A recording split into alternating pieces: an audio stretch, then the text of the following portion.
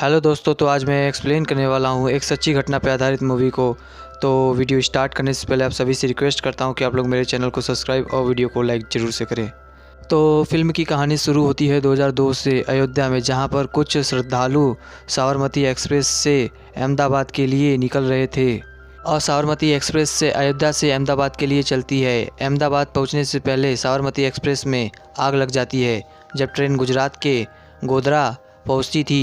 और साबरमती एक्सप्रेस की 2 बोगियों में आग लगने की वजह से 59 लोगों की जान चली जाती है। लेकिन जब यह बात बड़े बड़े न्यूज़ चैनलों को मालूम चली तो सभी लोग अपनी अपनी रिपोर्ट बनाने लगे। इस फिल्म में ईवीटी नाम के एक बहुत बड़े न्यूज़ चैनल को दिखाया जाता है, जो कि एक बहुत ही ज़्यादा पावरफुल और पॉपुलर चैनल है। अब हम आगे समर को देख पाते हैं, जो कि एक न्यूज़ रिपोर्टर है, लेकिन वो बहुत ही पॉपुलर नहीं है।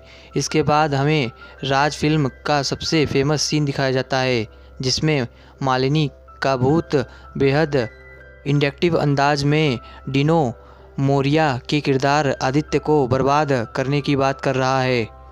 इस स्क्रीन को प्रेम स्क्रीनिंग में दिखाया जाता है, जहां वीडियो जर्नलिस्ट के रूप में पहुंचा हिंदी मीडियम का पत्रकार समर कुमार को मेकर से एक ऊंचा सवाल पूछ लेता है। सीन को देखकर समर कुमार राज के फिल्म मेकर से पूछता है कि पर्दे पे दिखाने वाले लड़की तो भूतनी है, तो फिर वो लिपस्टिक क्यों लगाती है। यह सवाल सुनकर मेकर्स भड़क जाते हैं और इसी के साथ समर की गर्लफ्रेंड भी नाराज़ हो जाती है।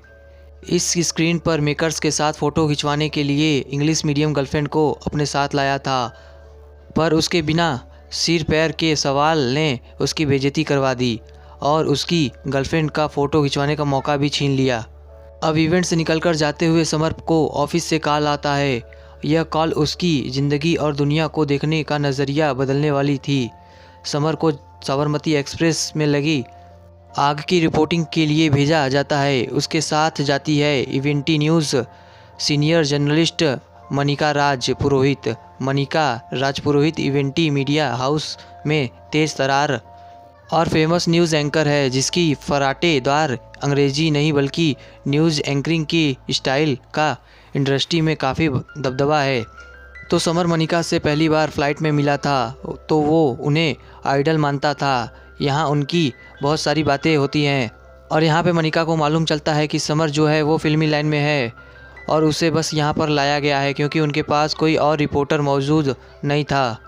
जिसके बाद वो दोनों गोधरा पहुँच चुके थे और फिर मनिका और समर के साथ ग्राउंड जीरो पर पता लगाने की कोशिश करते हैं कि आखिरकार हादसा कैसे हुआ। वो यहाँ पर बहुत सारे लोगों से पूछताछ करते हैं। यहाँ पर बहुत सारी भीड़ थी और 2 बोगियों में आग लगी हुई थी। यहाँ पर समर सारी चीज़ें रिकॉर्ड कर रहा था। साबरमती एक्सप्रेस की इन दोनों बोगियों में जो कुछ भी हुआ उन सभी को देखकर समर और मनिका दंग रह चुके थे। उन्हें मालूम चलता है कि 59 लोगों की 2 बोगियों में मारे गए हैं। वो यहाँ पर सभी लोगों से पूछताछ करने लगते हैं कि आखिरकार हादसा कैसे हुआ। धीरे धीरे यहाँ पर पूछताछ करने के बाद मालूम चलता है कि 2 बच्चों में लड़ाई हो चुकी थी और यह हादसा तो बिल्कुल भी नहीं था, यह आग जानबूझकर लगवाई गई थी। यह बात समर और मनिका दोनों को अच्छे से मालूम चल चुका था। जिसके बाद हम कुछ पॉलिटिशियन को देखते हैं जिनके पास एक बहुत बड़ा अवसर है। इस कांड के द्वारा हम इस सरकार को भी किसी तरह से नीचे झुका सकते हैं। बस हमें पब्लिक को बताना होगा कि इन सब में सिर्फ़ और सिर्फ सरकार की गलती है। अब आगे हम देखते हैं कि ग्राउंड जीरो पर मनी का रिपोर्टिंग करना स्टार्ट कर देता है। समर उसे शूट कर रहा था। मनिका यहाँ बताती है कि अयोध्या से चलने वाली साबरमती एक्सप्रेस जो कि अहमदाबाद जा रही थी, वो अचानक से गोधरा पहुँचने पर उसमें आग लग जाती है और यह एक बहुत बड़ा हादसा था जिसमें 59 लोगों की मौत हो गई थी। ये सारी चीज़ें देखकर समर को बहुत बुरा लगता है, क्योंकि मनिका और समर दोनों ही ने देखा था कि एक हादसा नहीं, सोची समझी चाल थी। इसके बावजूद समर ने मनिका मैडम से कुछ नहीं कहा, वो बस उनकी बातें सुनता रहा। मनिका ने समर से कहा कि जब यह क्लिप कंप्लीट हो जाए तो वो उसे ऑफिस में भेज दे। यहाँ पर भी समर चुपचाप मान गया। तो मनिका मैडम को यहाँ से जाने के बाद समर फिर से जीरो ग्राउंड में आता है और वो वहाँ पर सारी चीज़ों को रिकॉर्ड करता है जो कि दिखाई जाने चाहिए थी। समर यहाँ पर बताता है कि किसी तरह से हमला हुआ है। वह हॉस्पिटल जाकर उन सारे विक्टिम्स को भी रिकॉर्ड करता है जो कि बुरी तरह से घायल हो चुके थे। उन सभी का कहना था कि भीड़ अचानक से आई और यह सोची समझी चाल थी और 59 लोगों की जान गई। उनकी फैमिली के दर्द को भी समर ने रिकॉर्ड कर लिया था और यह सारी रिकॉर्डिंग लेकर जब वो वापस आ रहा था तभी अचानक से दंगई यहाँ पे भी पहुँच गए और उस पर भी अटैक करने की कोशिश करने लगे। लेकिन जैसे तैसे कर समर जो है वो वहाँ से भाग जाता है और तुरंत ही दिल्ली आकर उस रिकॉर्डिंग के बारे में ईवीडी मीडिया हाउस को डायरेक्टर को बताता है। वो उन्हें दोनों टेप दे देता है। एक में मनिका ने रिपोर्टिंग की थी और दूसरे टेप में समर ने रिपोर्टिंग की थी। लेकिन तब तक थोड़ी देर हो चुकी थी क्योंकि मनिका की रिपोर्टिंग पूरी तरह से तैयार भी थी। लेकिन यहाँ पर समर ने अपने हेड को बताया कि जो कुछ भी मनिका मैडम और हमने देखा है वो यहाँ पर बताया नहीं गया है। मनिका मैडम ने वहाँ पर रिपोर्टिंग की है कि वो एक हादसा है, जबकि मेरे पास पुख्ता सबूत है इस टेप में और आप देख सकते हैं यह हादसा नहीं बल्कि सोची समझी चाल थी। तो ईवीटी मीडिया हाउस वाले समर से कहते हैं कि कल तुम्हारी रिपोर्टिंग भी टीवी पर चलाई जाएगी और वो टेप यहाँ पर मिश्रा जी को दे देते हैं जो कि ईवीटी मीडिया में ही काम करते थे। लेकिन जब अगले दिन टीवी पर ईवीटी न्यूज़ की न्यूज़ आई तो सभी लोग हैरान रह चुके थे क्योंकि न्यूज़ में मनिका मैडम की रिपोर्टिंग बताई गई थी। यह देखने के बाद तुरंत समर वहाँ मीडिया हाउस में पहुँच गया। वहाँ पर उसने बताया कि जिससे तुम हादसा कह रही हो वह एक हादसा नहीं बल्कि यहाँ एक बहुत बड़ी सोची समझी चाल थी जिसे कि तुम लोग छिपा रहे हो। लेकिन उसे बताया जाता है कि ऐसा हमें करना पड़ता है। समर उनसे कहता है कि तुम्हें बस अपने मीडिया हाउस की पड़ी है, जबकि 59 लोग मारे गए और उनकी फैमिली का क्या होगा, उनके बारे में तुमने एक बार भी नहीं सोचा होगा।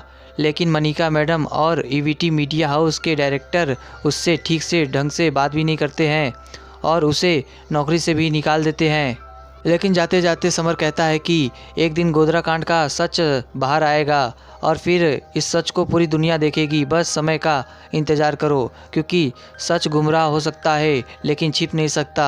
हम आगे देखते हैं कि ईवीटी मीडिया हाउस वाले मनिका ने जो रिपोर्टिंग की थी वह रिपोर्टिंग चलाई गई और अब पूरी दुनिया को ऐसा लगता है कि वो एक हादसा था और यहाँ समर कुछ भी नहीं कर पाता है, जबकि वह चाहता था कि सच सामने आए। उसके पास जो टेप थी वो टेप भी मिश्रा जी के पास थी और अब उसके पास कोई सबूत नहीं है, इसलिए यहाँ पर उसे झूठे केस में जेल में डाल दिया जाता है क्योंकि अगर वो बाहर रहा तो ईवीटी मीडिया के हाउस के लिए ख़तरा बन सकता है। लेकिन वो ज़्यादा देर तक जेल में नहीं रहा क्योंकि उसकी गर्लफ्रेंड ने उसका जेल से बाहर निकाल लिया था। लेकिन यहाँ पर समर ने नहीं सोचा था कि उसके साथ ऐसा होगा क्योंकि यहाँ उसका ब्रेकअप हो चुका था तो नौकरी भी जा चुकी थी और उसकी गर्लफ्रेंड भी जा चुकी थी। लेकिन उसे सबसे बड़ा दुख इस बात का था कि सच सामने आना चाहिए था और वो सच किसी के सामने नहीं आया, जिस वजह से वो बेवड़ा बन गया और उसकी ज़िंदगी सिर्फ़ और सिर्फ शराब के लिए चलती थी। जो इंसान सच के लिए लड़ा करता था अब किसी से कोई भी लेना देना नहीं था और वो बस अपनी ज़िंदगी ठीक ठाक से गुजारना चाहता है।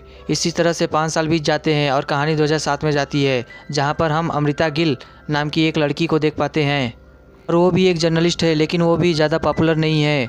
बस वो भी मनिका जैसी एक बड़ी न्यूज़ रिपोर्टर बनना चाहती है और अब अमृता भी ईवीटी मीडिया में ही काम करने लग जाती है। तो अमृता पहले दिन ही मनिका से मिल जाती है और वो मनिका से कहती है कि वो उनकी तरह एक न्यूज़ रिपोर्टर बनना चाहती थी। लेकिन मनिका का एटीट्यूड इस तरह था कि जो अमृता को बिल्कुल पसंद नहीं आया था। अब हम देख पाते हैं कि 2007 में जब सीएम चेंज हो चुका था तब यह केस एक बार और खुल जाता है। अब नई सरकार बनी तो ईवीटी मीडिया हाउस के लोग जो हैं वो उनके मिनिस्टर से मिलने के लिए पहुंच गए। ईवीटी मीडिया हाउस वहां तो अपने संबंध को मजबूत करने के लिए गए थे लेकिन वहां तो कुछ उल्टा ही हो गया था। पता चलता है कि स्टेट गवर्नमेंट चाहती थी कि ईवीटी मीडिया हाउस वाले गोधरा कांड की रिपोर्ट एक बार फिर से तैयार करें। ईवीटी मीडिया हाउस वाले मान जाते हैं। हालांकि एक प्रॉब्लम थी लेकिन वो बहुत बड़ी प्रॉब्लम नहीं थी। वह कहते हैं कि हम रिपोर्ट ज़रूर तैयार करेंगे लेकिन हमें इस बार हत्याकांड के बारे में नहीं बल्कि विक्टिम्स के बारे में बताएंगे। लेकिन इसके बारे में वो खुद रिपोर्टिंग नहीं करने वाले थे बल्कि वो किसी नए रिपोर्टर को देखना चाहते थे ताकि वो इसे संभाल ले, वरना इनकी तो रिपोर्टेशन ख़राब हो जाएगी। तब मनिका को अमृता के बारे में याद आता है अमृता दरअसल एक मौके की तलाश में है और वो अपना काम काफ़ी अच्छे तरीके से करती है। इसीलिए मनिका अमृता से कहती है कि तुम्हें गोधरा कांड के विक्टिम्स पर एक रिपोर्ट तैयार करनी है। यह सब कुछ तुम्हारे हाथ में है, इसके लिए तुम्हारे पास एक हफ्ता है।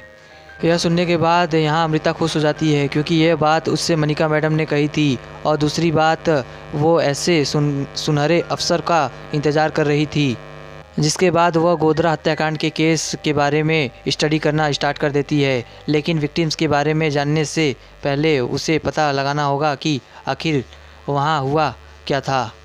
बहुत सारी चीज़ें पता करने के बावजूद उसे कुछ भी समझ नहीं आ रहा था। लेकिन तभी ईवीटी मीडिया हाउस के मिश्रा जी यहाँ पर अमृता के पास आते हैं और वह उसे एक टेप देते हैं और मिश्रा जी यहाँ पर अमृता को समर के बारे में भी बताते हैं। उस टेप को देखने के बाद अमृता को मालूम चल चुका था कि वो एक हादसा नहीं बल्कि सोची समझी चाल थी। मिश्रा जी यहाँ पर अमृता को बताते हैं कि इस केस की वजह से समर की नौकरी चली गई थी और उसकी पूरी ज़िंदगी बर्बाद हो गई थी क्योंकि उसे जेल में डाल दिया गया था। अब जिस इंसान को इस केस के बारे में सबसे ज़्यादा मालूम है वो है समर ही था। इसलिए अमृता तुरंत ही समर के पास जाती है। समर तो अब पूरी तरह से बेवड़ा बन चुका था, लेकिन यहाँ पर अमृता चाहती थी कि समर उसे गोधरा केस के बारे में सब कुछ बताए। लेकिन समर का अब किसी से भी कोई भी लेना देना नहीं था। उसका जीवन जो है वो शराब के लिए था। अब उसे बस शराब के लिए पैसे चाहिए होते हैं, इसीलिए समर मना कर देता है। लेकिन जब अमृता वहाँ से जाने लगती है तो समर तुरंत ही उसके पास जाता है और कहता है कि मैं तुमसे 50,000 लूँगा इस काम के लिए और बदले में मैं तुम्हें सारी इन्फॉर्मेशन दूँगा जो तुम्हें चाहिए। दरअसल समर के पास शराब पीने के लिए पैसे ख़त्म हो रहे थे, इसलिए उसने ऐसा किया। तो अमृता भी मान चुकी थी, लेकिन वो समर को सिर्फ 30,000 रुपये देने वाली थी। इसके लिए समर भी मान गया। वे अगले दिन गोधरा निकल जाते हैं। अब वो दोनों मिलकर जीरो से इन्वेस्टिगेशन करेंगे कि आखिरकार यहाँ पर हुआ क्या था। थोड़ी जांच पड़ताल के बाद उन्हें मालूम चलता है कि अयोध्या में एक यज्ञ था और यज्ञ से ही सारे लोग वापस लौट रहे थे। तभी वहाँ पर मालूम चलता है कि कुछ लड़के लड़कियों के साथ छेड़छाड़ कर रहे हैं। यह देखने के बाद जब सद्दाम को ये सारी बातें मालूम चली तो उसने भीड़ इकट्ठी कर ली। सद्दाम ने 5 से 10 मिनट के भीतर 1000 लोगों की भीड़ इकट्ठी कर ली थी। फिर सद्दाम ने सारे लोगों को यहाँ लेकर आया और फिर यात्रियों से झगड़ा किया क्योंकि उन्हीं में से एक ने सानिया के साथ बदतमीजी की थी। इसी वजह से ट्रेन में आग लग गई। दूसरी कहानी यह है कि प्लेटफॉर्म पर एक ही साजिद बाटली वाला है जो कि चाय वाला है, उसकी लड़ाई जो कि वहाँ के यात्रियों से हो गई थी। होने के बाद साजिद बाटली वाले ने सद्दाम को बताया और फिर सद्दाम ने इसी तरह से 1000 लोगों को भीड़ इकट्ठा की और लेकर आया और फिर यात्रियों से झगड़ा की वजह से ट्रेन में आग लग गई। और इन सब का चश्मदीद गवाह है अरुण बद्दा। तो यहाँ पर अमृता और समर को एक बात समझ में आती है कि यह लोग वही दिखा रहे हैं जो हमें देखना चाहिए। उन्होंने एक चीज़ नोटिस कर ली थी कि दोनों कहानियों में पैसेंजर्स की गलती थी, जिस वजह से कोई कुछ नहीं कर रहा है। इसी वजह से इस कहानी को दबा दिया गया है। लेकिन अरुण बर्दा से अगर वह लोग मिल ले तो यह सारी कहानी झूठी साबित हो जाएगी और उन्हें अपनी तीसरी और सच्ची कहानी मिल जाएगी। लेकिन उससे पहले यह लोग साबरमती एक्सप्रेस को देखने के लिए जाते हैं जो कि 5 साल पहले जल गई थी। वो यहाँ पर निरीक्षण करते हैं और देखते हैं कि आखिर रेलवे वाले ने इसे किस तरह से हादसे बताया है। रेलवे वालों की रिपोर्ट में लिखा था कि कुछ लोग इसी ट्रेन के डिब्बे में बैठकर खाना बना रहे थे और दूसरी रिपोर्ट में लिखा था कि सिगरेट की वजह से इस ट्रेन में आग लगी।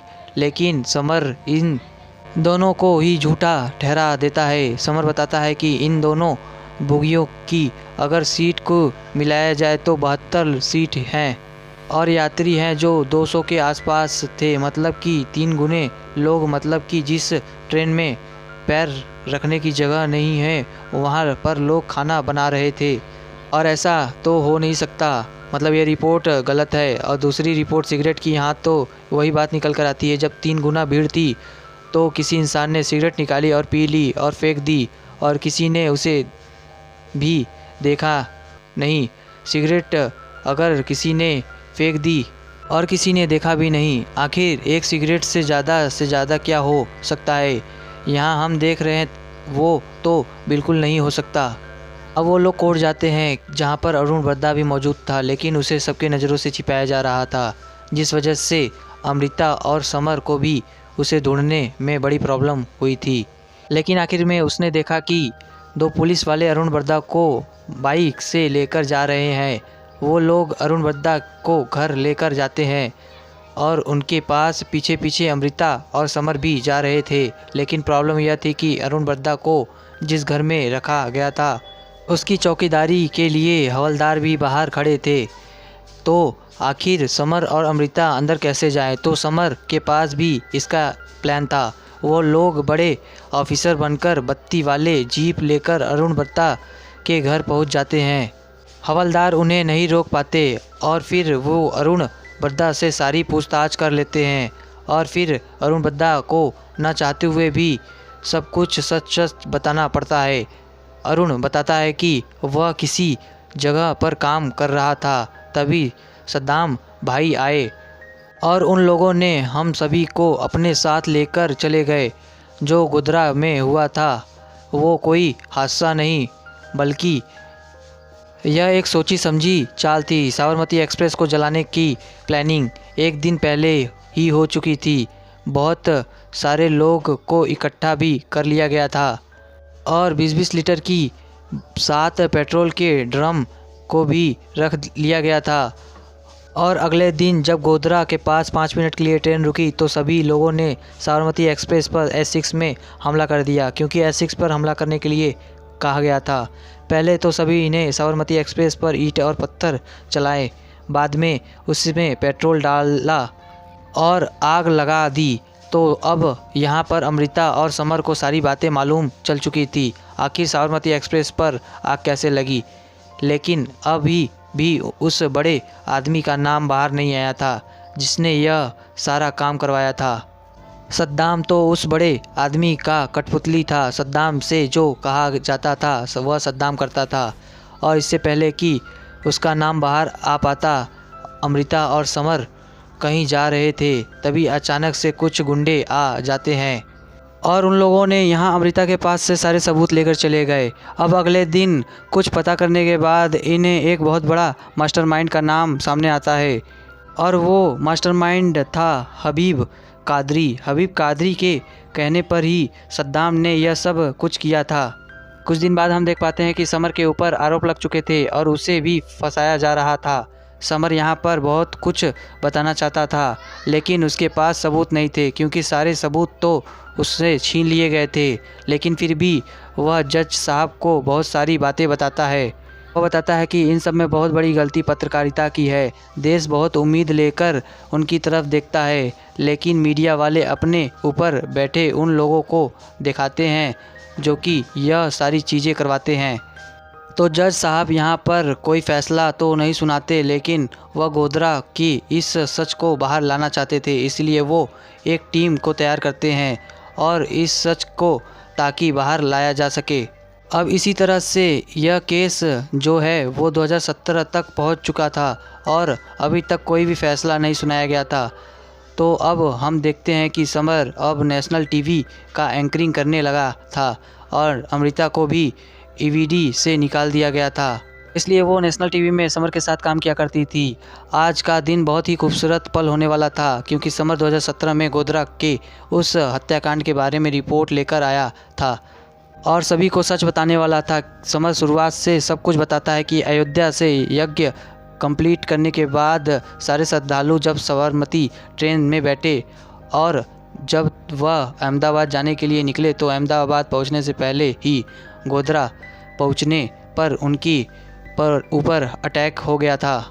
लेकिन यह कोई हादसा नहीं था, बल्कि एक सोची समझी चाल थी। सद्दाम और उसके बहुत सारे लोगों ने पहले ही साबरमती एक्सप्रेस पर पथराव किए, बाद में दोनों बोगियों में पेट्रोल डालकर आग लगा दिया।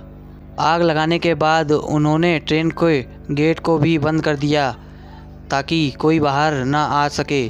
तो यह फिल्म उन 59 लोगों की श्रद्धालुओं के लिए बनवाई गई थी जिन्हें इंसाफ नहीं मिल पाया। सभी लोग सोच रहे थे कि यह एक हादसा है, जबकि यह एक हादसा नहीं बल्कि सोची समझी चाल थी।